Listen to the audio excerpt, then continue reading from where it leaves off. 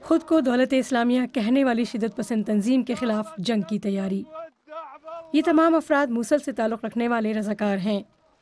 ان کے پاس ہتھیار تو ہیں لیکن تجربہ نہیں۔ انہوں نے جنگ میں کبھی حصہ نہیں لیا، لیکن ان کو یقین ہے کہ وہ موصل کو دوبارہ حاصل کرنے میں مدد کر سکتے ہیں۔ ہم سب کا تعلق موصل سے ہے، عرب، مسیحی، سنی اور یزیدی۔ صرف ہم ہیں جنہیں موصل میں داخل ہونا چاہیے، کیونکہ ہمارا تعلق وہاں سے ہے اور وہاں ہمارے خاندان والے رہتے ہیں۔ حکومت ہماری زیادہ مدد نہیں کر رہی ہے۔ موصل کی جنگ آسان نہیں ہوگی۔ عراقی فوج کو اندازہ ہے کہ آگے کا راستہ کتنا مشکل ہو سکتا ہے۔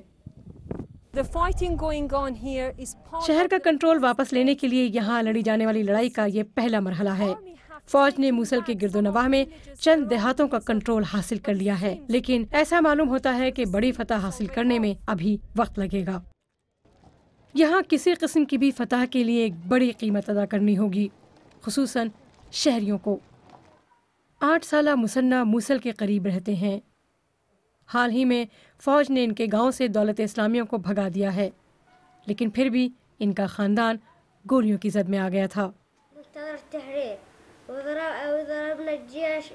ہمارے محلے میں اس وقت بھی ایک سنائپر موجود تھا۔ اس نے ہم پر گولیاں برسانی شروع کر دی۔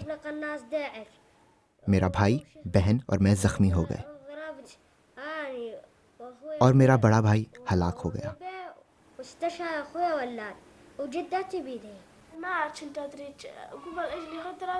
پہلے مجھے لگا کہ میں صرف زخمی ہوئی ہوں، لیکن جب مجھے معلوم ہوا کہ میرا چھوٹا بھائی ہلاک ہو گیا ہے تو آزادی کی ساری خوشی غائب ہو گئی۔ مجھے بے حد رنج ہے۔